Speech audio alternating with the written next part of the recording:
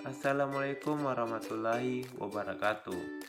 Manajemen Laboratorium dengan dosen pengampu Ibu Arlinda Puspitasari, SSI, MSI. Sterilisasi alat dan bahan laboratorium. Saya Aan Aryadi Saputra, NIM H0321520, kelas Biologi A. Apa sih yang dimaksud dengan sterilisasi?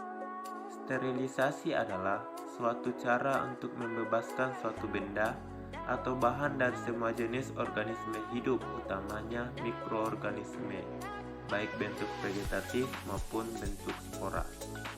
Sterilisasi perlu dilakukan pada semua alat dan bahan yang akan digunakan di laboratorium, utamanya untuk pekerjaan yang sifatnya aseptik atau harus dalam kondisi steril. Adapun hal-hal yang perlu diperhatikan dalam sterilisasi, diantaranya sterilisator atau alat untuk mensteril harus siap pakai, bersih, dan masih berfungsi. Peralatan yang akan disterilisasi harus dibungkus dan diberi label yang jelas dengan menyebutkan jenis peralatan, jumlah, dan tanggal pelaksanaan sterilisasi. Penataan alat harus berprinsip bahwa semua bagian dapat steril. Tidak boleh menambah peralatan dalam sterilisator sebelum waktu mensteril selesai. Memindahkan alat steril ke dalam tempatnya dengan korentang steril. Dan juga saat mendinginkan, alat steril tidak boleh membuka pembungkusnya. Bila terbuka, harus dilakukan sterilisasi ulang. Teknik sterilisasi terbagi menjadi 3. Yang pertama, sterilisasi secara mekanik, kedua, sterilisasi secara fisik, dan yang ketiga, sterilisasi secara kimiawi. 1. Sterilisasi secara mekanik atau filtrasi. Cara ini dipakai untuk sterilisasi yang tidak tahan pemanasan, seperti urea plus, untuk mensterilisasi vaksin, enzim, vitamin, dan antibiotik. 2. Sterilisasi secara fisik. Cara ini terbagi menjadi 2, yaitu pemanasan dan penyinaran.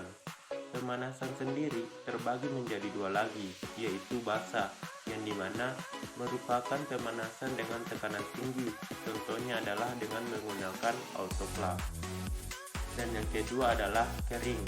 Cara ini dapat digunakan untuk sterilisasi alat-alat yang berupa logam, seperti OC, pinset, dan lain-lain, dan gelas, ujung pipet, bibir tabung, mulut, enlemer, dan lain-lain pada penuangan media. Sterilisasi secara fisik yang kedua yaitu penyinaran atau radiasi.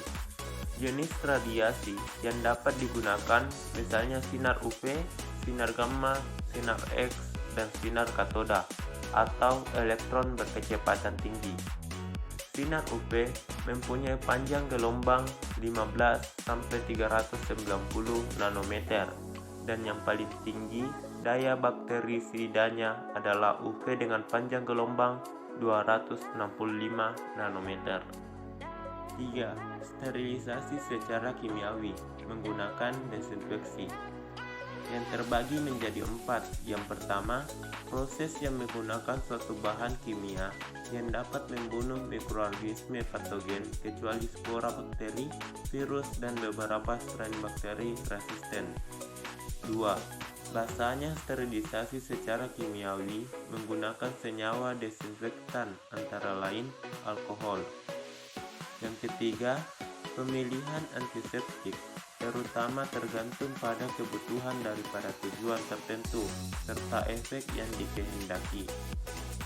Dan yang keempat, zat-zat kimia yang dapat dipakai untuk sterilisasi antara lain yaitu halogen atau senyawa klorin, iodium, alkohol, fenol, hidrogen peroksida, zat warna ungu kristal, derivat akridin, rasanalin, deterjen, logam berat, aldehida, dan lain-lain. Cukup sekian pembahasan tentang sterilisasi alat dan bahan laboratorium. Terima kasih. Wassalamualaikum warahmatullahi wabarakatuh.